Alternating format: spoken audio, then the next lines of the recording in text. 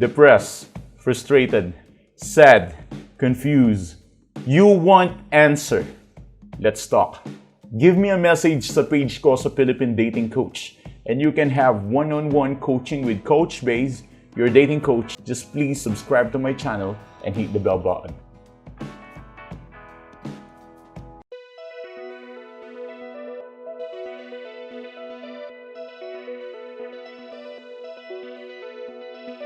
Okay, as a reminder, ang ituturo ko ngayon ay hindi para sa mga nagno-no contact. Kung nagno-no contact ka ngayon during no contact, ang video na ito hindi para sa'yo. Pero yes, pwede mo rin ito panoorin at baka may matutunan ka. May mga iilan kasi sa inyo na ayaw pang mag-no contact. May mga iilan sa inyo na naghahanap pa ng confirmation. Gusto pa nilang ma-confirm kung baka naman pala yung ex nila is somehow nagkaroon lang ng something like trouble or problem. Bakit hindi nagre-reply? And bakit out of nowhere bigla silang ginost at kahit anong reach out nila is hindi pa rin nagre-reply yung mga exes nila. So kung matagal na kayong hiwalay, I think hindi para sa'yo itong message na to kasi kung matagal na kayong hiwalay, I think the best thing to do is mag-no contact ka na, sabayan mo ng pag-move on. Huwag ka na rin maghintay dahil hindi naman requirement ang paghihintay para bumalik yan. Kasi kahit hindi ka naman maghintay, babalik at babalik din naman yan eh. Tama? Okay? So, mag-no contact ka at huwag ka na maghintay dahil hindi naman kailangan yan. Kung maghihintay ka, kawawa ka lang, aasa ka lang. Oh, edi sayang lang yung paghihintay mo, para ka lang tanga na nakatayo doon. There's no point in standing.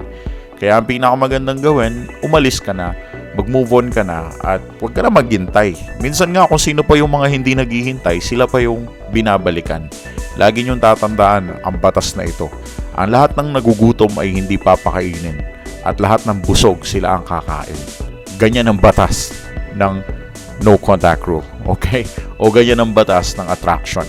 Kapag gutom ka sa ex mo, huwag mong asahang babalik siya. Pero kapag busog ka sa ex mo, or busog ka at hindi mo naman kailangan ng pagmamahal, may tendency na bumalik yan. Therefore, iba ang batas natin. Kung ang batas ng mundo is kapag gutom ka, kumain ka, sa atin baliktad siya. Kapag gutom ka, dun ka hindi makakakain.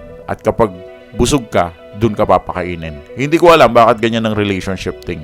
Na kapag nagpahabol ka, hahabulin ka. At kapag ikaw ang naghahabol, huwag ka nang umasa na hahabol siya. Kasi nga, in the very first place, ikaw naman yung naghahabol. So, balik tayo sa topic. Hindi ito para sa mga matagal na nagrelasyon or nag-ex or something like that. Matagal na kayong hiwalay. Hindi ito para sa'yo, okay?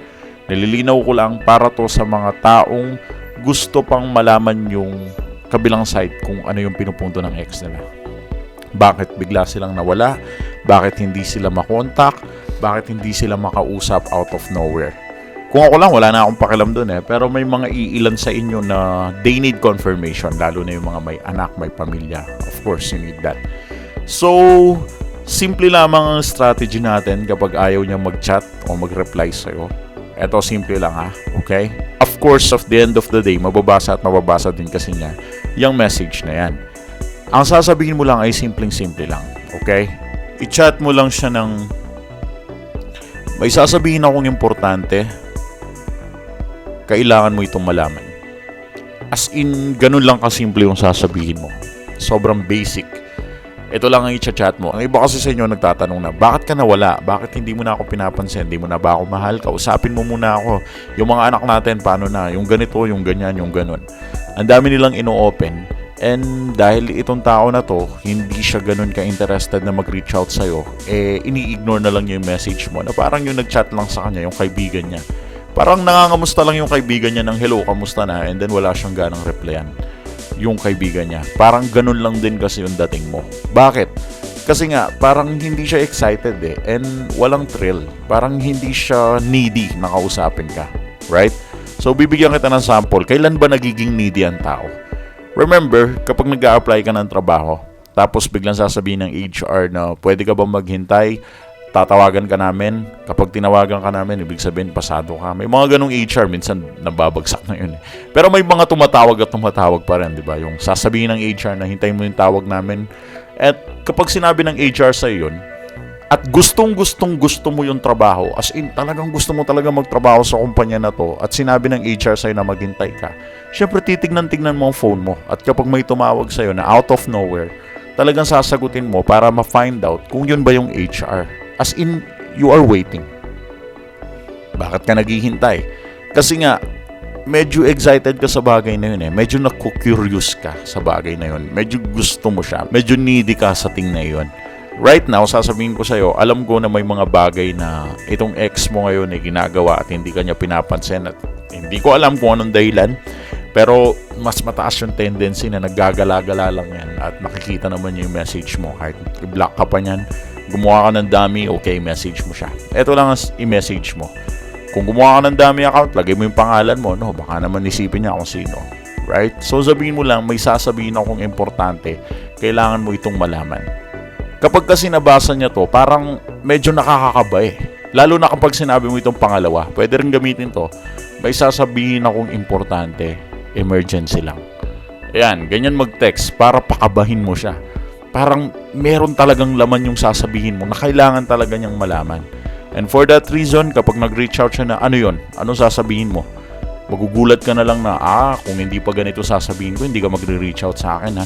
So kapag nag-reach out siya sa ganitong paraan, that would be the time na kailangan mo na siyang kausapin at sabihin mo kung kamusta na ang relasyon nyo at kamusta na ang sitwasyon at ano na ba ang nangyayari sa inyong dalawa kasi bigla lang siyang nawala. So ganun lang, okay? That's the simple thing. Yung mga next steps na dapat mong gawin, I think papanood naman yan sa mga videos ko, so pwede mo naman silang i-check. But as of now, yan na muna. If ang ex mo or karelasyon mo ay hindi nagchat-chat sa'yo o hindi nagpaparamdam, the best thing to do is just to chat him or her at sabihin sa kanya isa sa dalawang bagay na to. Kung ano mas trip mo. Yung may sasabihin akong importante, kailangan mo itong malaman, o yung may sasabihin akong importante, emergency lang. Okay? So that's the simple technique that we have. And if you need advice or coaching, kung ano ang gagawin mo at kung nalilito ka, I think mura lang naman ang halaga pag nagpa-appointment ka sa amin. So, you can search us on Facebook, Philippine Dating Coach. And, thanks for watching.